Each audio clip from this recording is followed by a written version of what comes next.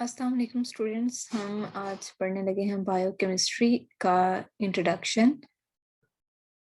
Biochemistry biochemistry deals with the chemical और metabolic processes which take place in tissue sales.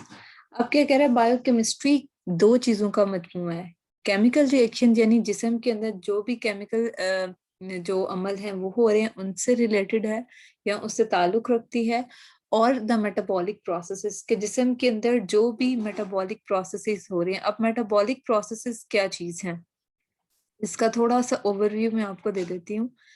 Metabolic processes क्या है कि जैसे आप क्या करते हैं, खुराक खाते हैं, ठीक है, उसके अंदर क्या होता है, शुगर या ग्लूकोज बनती है, ठीक है। ग्लूकोज क्या करती है, उसको जब तोड़ते हैं तो जो जिस्म को एनर्जी मिलती है जिसके जिसके जरिए हम मुख्तलिफ काम वगैरह कर सकते हैं, ठीक है, जिस्म को तवानाई मिलती है।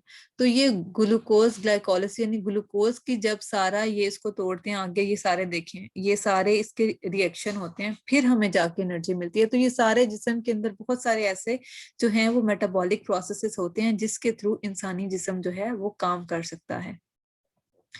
These metabolic reactions take place in the material called protoplasm, which is the basis of all forms of the life. अब प्रोटोप्लाज्म क्या होता है? प्रोटोप्लाज्म जो सेल होता है उसमें दो चीजें होती हैं, एक न्यूक्लियस होता है और एक साइटोप्लाज्म होता है। न्यूक्लियस और साइटोप्लाज्म दोनों मिलाकर क्या बनते हैं? प्रोटोप्लाज्म, ठीक है। तो जिस्म जो है, इंसानी जिस्म, वो किससे मिलकर बना हुआ है? सेल से, ठीक है। इसका पीछे सारा लेवल क्या है? सबसे पहले एटम बनता है, एटम से ऑर्गेनेली, उससे सेल, सेल से क्या बनता है? टिश्यू, फिर ऑर्गन सिस्टम, और फिर क्या बनता है? एक जानदार बनता है, या एक पूरा इंसान या कोई भी दूसरा जानदार बनता है। ये सारे क्या है? लेवल ऑफ ऑर्गेनाइजेशन है। अब क्या कह रहा है कि प्रोटोप्लाज्म जो है, ठीक है, उसके अंदर क्या होता है? मेटाबॉलिक रिएक्शंस होते हैं। As long as these reactions take place in an organized form, जब ये सारे जो अमल हो रहे हैं जिस्म के अंदर वो एक तरतीब के साथ होंगे, वी रिमेन हेल्दी, ठीक है, हम सेहतमंद रहेंगे। The moment there occurs disorganisation in these reactions, we fall ill और इवन डाई। जब इस तरतीब में क्या होता है, कोई खराबी आ जाती है तो क्या होता है? इंसान या तो बीमार हो जाता है या फिर उसकी डेथ हो जाती है।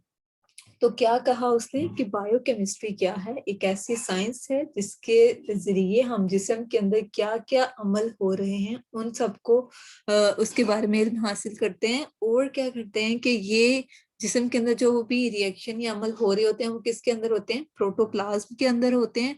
और एक जिस्म के अंदर जो भी रिएक्शंस या अमल हो रहे हैं वो क्या होने चाहिए? एक तरतीब से होने चाहिए। जब वो तरतीब जो है वो बिगड़ती है तो क्या हो जाता है? इंसान बीमार हो जाता है।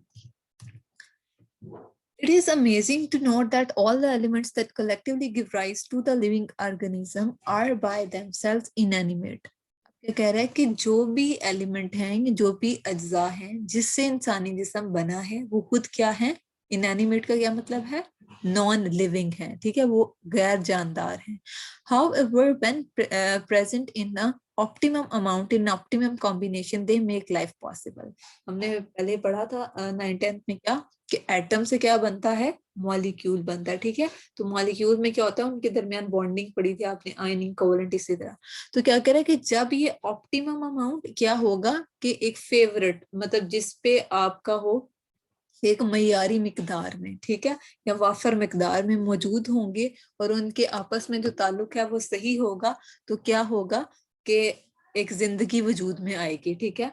द उर्दू पोएट ब्रिज नारियान चेक्सबात, जो ये पोएट था, उसने ये नॉन साइंटिस्ट था, इसने इसके ऊपर कुछ काम किया था, लेकिन इसकी डिटेल नहीं है, तो आप बस नेम याद करेंगे। Compare to the other biological sciences, biochemistry is quite young. क्या कह रहा है? अगर हम बाकी साइंसेस के निस्बत देखें तो बायोकेमिस्ट्री क्या है, उसके ऊपर इतना काम नहीं हुआ।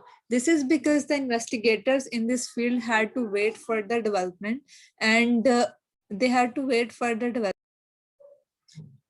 अब जितना भी बायोकेमिस्ट्री के अंदर काम हुआ है वो क्या कह रहा है कि the developments to take place in other branches of chemistry. अब इसके ऊपर जितनी भी इसकी तरक्की का दारोमदार किसके ऊपर है? बाकी बायोकेमिस्ट्री क्या है? दो चीजों से मिलकर बनी है ना, एक बायो और केमिस्ट्री। हमने ऊपर इसकी डेफिनेशन देख ली। आप ये कह रहे हैं कि अगर केमिस्ट्री के अंदर ज्यादा से ज्यादा काम होगा तभी ही बायोकेमिस्ट्री में जो है वो फर्दर जो है ज्यादा से ज्यादा तरक्की हो सकेगी या इसके ऊपर ज्यादा काम हो सकेगा, क्योंकि ये किससे बनी हुई है? दूसरी साइंसेस से बनी हुई है।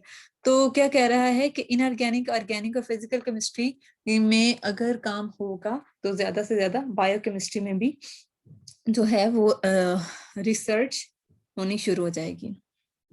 It is only in the second half of the 20th century that biochemistry that started as an offshoot of physiology emerged as an independent discipline. क्या कह रहा है कि जो second half of 20th century में था कि ये क्या होना शुरू हुई, that started as an offshoot of physiology emerged as an independent discipline. क्या हुआ कि ये जो है एक अलग साइंस के तौर पे मार्जे वजूद में ही, पहले क्या थी, ये बहुत सारी साइंसेस का क्या थी, मजमुआ थी। इन 21st century it is one of the most dynamic science whose frontiers are expanding at a fantastic rate. आप क्या कह रहा है कि 21st century के अंदर इसके ऊपर क्या हुआ, ज्यादा से ज्यादा काम होना शुरू हो गया। This great leap forward in biochemistry has been of enormous help in providing explanation for the mechanism of many physiological processes which were hitherto unknown and were shrouded in the mystery. अब क्या कह रहा है कि जब बहुत सारे physiological process का क्या मतलब है, फिजियोलॉजिकल जिस्म के अंदर जो भी अमल हो रहे हैं, क्या कह रहा है कि हिथरटो का क्या मतलब है, अभी तक, और श्राउडेड इन मिस्ट्री की जिसके जो अभी तक जिसके ऊपर काम नहीं हुआ था, जिसके बारे में हमें नॉलेज नहीं था, हमें उसके बारे में कोई एड नहीं था, वो एक पूरा स्टार सी चीज थी जिसके बारे में हमें कुछ पता नहीं था। तो जब बायोकेमिस्ट्री के अंदर डेवलपमेंट होना शुरू हुई तो क्या हुआ कि हमें बहुत सारे जो इंसानी जिस्म के अंदर काम हो रहे हैं उनके बारे में बहुत ज्यादा नॉलेज मिला, उसके बारे में हमने इल्म हासिल किया। Other medical sciences, physiology, pharmacology, bacteriology and pathology and even the therapeutics have also greatly benefited from the new discoveries in biochemistry. अब क्या कह रहा है कि ये जो ऊपर साइंसेस की बात हुई, फिजियोलॉजी क्या है, जिसमें जिस्म के अंदर जो भी काम हो रहे होते हैं उसके बारे में हम इल्म हासिल करते हैं। नेक्स्ट क्या है, फार्माकोलॉजी। फार्माकोलॉजी क्या है, इसमें हम दवाइयों के बारे में सारा काम करते हैं, उसके बारे में इल्म हासिल करते हैं। नेक्स्ट है बैक्टीरियोलॉजी, इसमें बैक्टीरिया के मुतालिक, और पैथोलॉजी के अंदर हम पैथोजेंस यानी पैरासाइट के बारे में इल्म हासिल करते हैं, उससे कौन सी बीमारियां वगैरह हो रही हैं। थेरेप्यूटिक्स क्या है, इसमें हम इलाज मुआवजे के बारे में हासिल करते हैं। Have also greatly benefited from the new discoveries in the biochemistry. ठीक है, इनकी वजह से क्या होता है कि बायोकेमिस्ट्री में जो बहुत सारा काम हुआ था उसकी वजह से इन सारी जो साइंसेस हैं इनमें भी क्या हुआ, तरक्की हुई या इनमें भी डेवलपमेंट हुई। All these medical sciences have contributed to the great strides made in the medicine. Major part of the credit goes to the biochemistry. अब क्या कह रहा है कि मेडिकल की जो साइंसेस हैं, जो मेडिसिन से रिलेटेड हैं, दवाइयों से मुतालिक हैं, उसके ऊपर बहुत सारा काम किसकी वजह से हुआ, बायोकेमिस्ट्री की वजह से हुआ। बायोकेमिस्ट्री जो है ये सिर्फ एक अलग से साइंस नहीं है, ये बहुत सारी साइंसेस का मजमुआ है। तो जब तक बाकी साइंसेस के ऊपर काम नहीं होगा तो बायोकेमिस्ट्री के ऊपर भी काम होना एक इम्पॉसिबल सी चीज है। तो ये देखें, बायोकेमिस्ट्री जो है इसके अंदर जेनेटिक्स भी है, फिजिक्स भी है, बायोसाइंसेस भी है, तो ये बहुत ज्यादा जो वो बाकी साइंसेस है उनका ये एक मजमुआ है। Biochemistry has assumed increasing role in the various branches of the medicine, and biochemists have frequently been called upon to provide the special techniques and knowledge to the solution of clinical problems. अब क्या कह रहा है कि इसका जो है बहुत ज्यादा इम्पोर्टेंट रोल है, एक अहम इसका किरदार है किसमें, मेडिसिन के अंदर। ठीक है, दवाइयों, इसीलिए आपको भी पढ़ा रहे हैं कि आपको पता चले कि बायोकेमिस्ट्री का क्या अमल दखल है मेडिसिन के अंदर। ठीक है, तो कोई भी ऐसा मरीज है, ठीक है, जिसके बारे में उसकी बीमारी की तशखीस के बारे में हमें कैसे पता चलेगा, जब हमें पता चल रहा हो कि उसके अंदर कौन सी खराबी आई है, ठीक है। हमने पहले पढ़ा कि इंसानी जिस्म के अंदर जो काम है वो एक तरतीब के साथ होते हैं, जब वो तरतीब खराब होती है तो क्या हो जाता है, इंसान बीमार हो जाता है।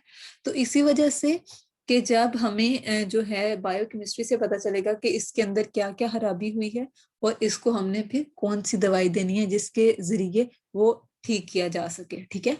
Biochemical investigator can lead quite directly to the suggestion of the remedies, ठीक है। अब क्या कह रहा है कि biochemical investigations can lead quite directly to the suggestion of remedies.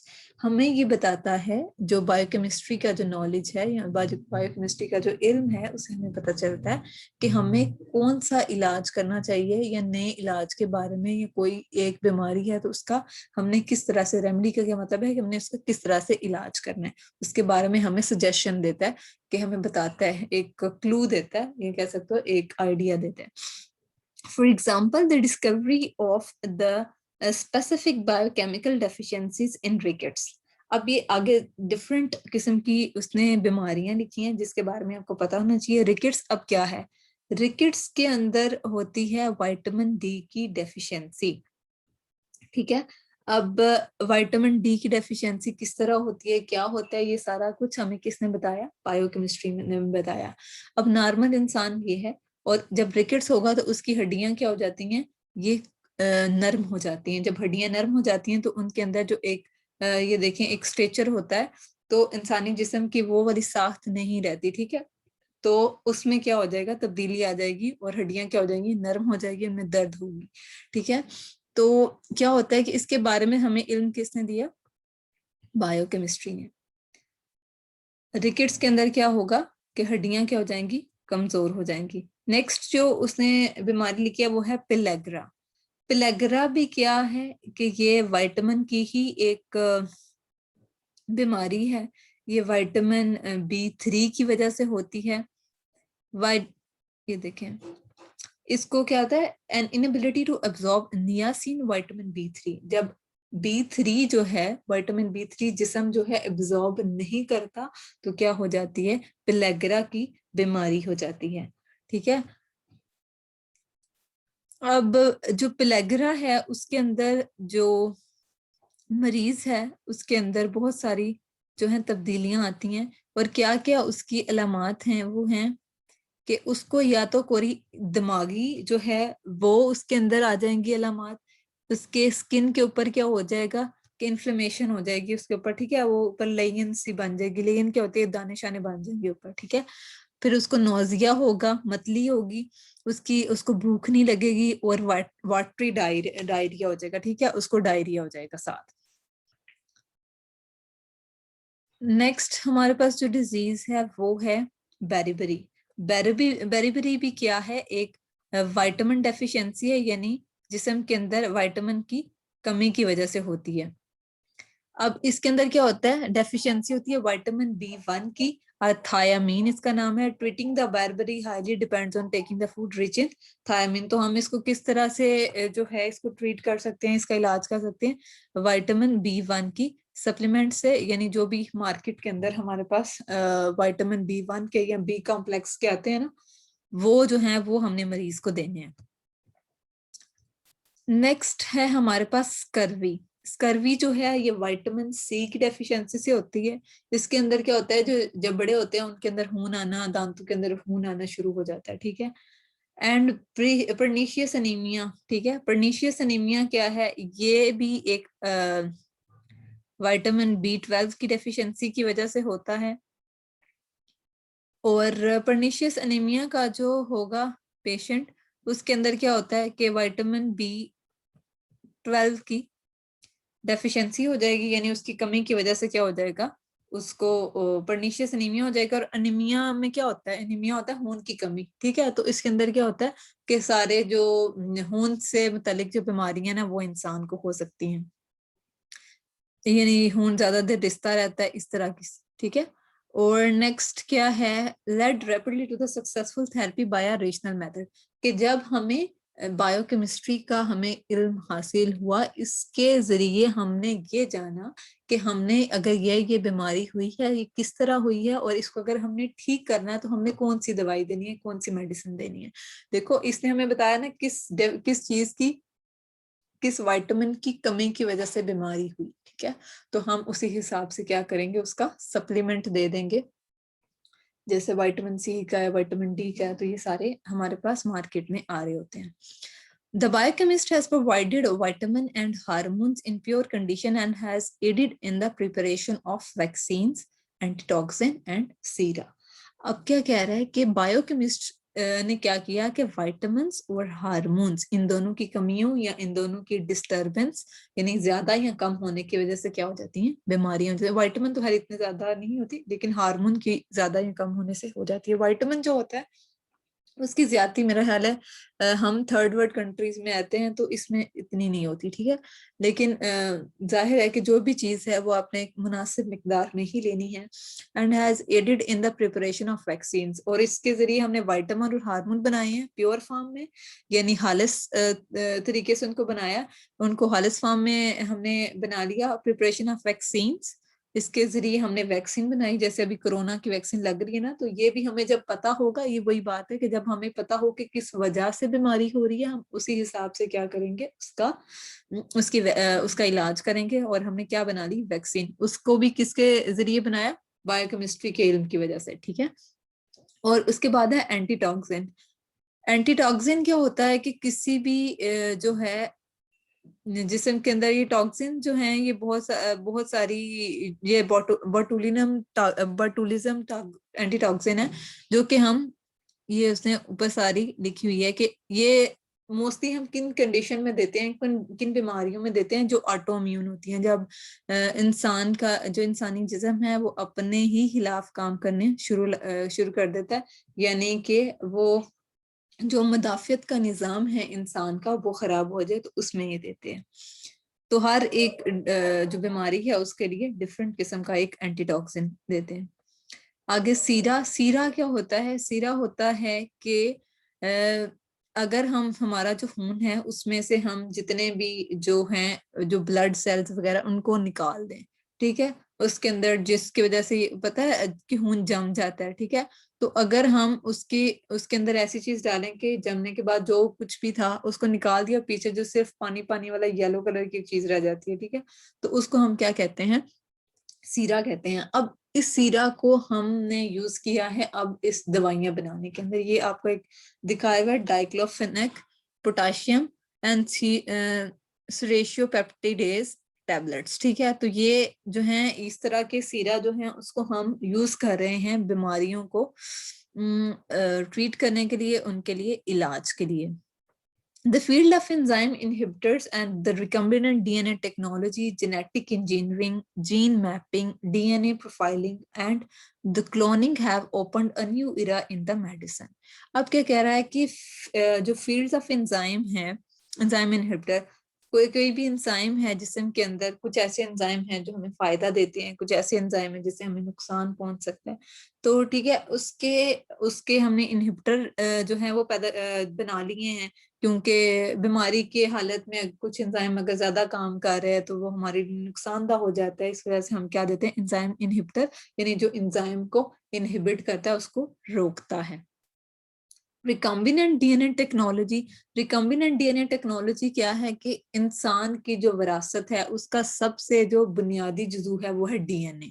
जैसे डीएनए टेस्ट कराते हैं, ठीक है, तो डीएनए से क्या होता है, डीएनए रिकम्बिनेंट टेक्नोलॉजी की हमने क्या किया, एक डीएनए ले लिया इंसान का, उसके अंदर साथ बैक्टीरिया के अंदर उसको डालते हैं, तो बैक्टीरिया क्या करता है, उसको बहुत ज्यादा ग्रोथ कराता है, ठीक है। बैक्टीरिया जो होता है वो उसकी बहुत जल्दी जो है ना वो नई जनरेशन आती है, तो उससे क्या होता है कि बैक्टीरिया, हम जो इंसान का जो डीएनए है उसको ज्यादा जो है उसके अंदर कोई भी हमने चेंज करना है, हमने अगर वो डिजीज डीएनए है, ठीक है, क्योंकि इंसान को कोई बीमारी है, तो हम किसी जो हेल्दी, जो सेहतमंद आदमी है उसका लेके तो जिस्म के अंदर उसकी दवाई बना के तो उसको बीमार बंदे को लगा देंगे जिससे वो ठीक हो जाएगा। तो इसके ऊपर बहुत ज्यादा काम हो रहा है अभी।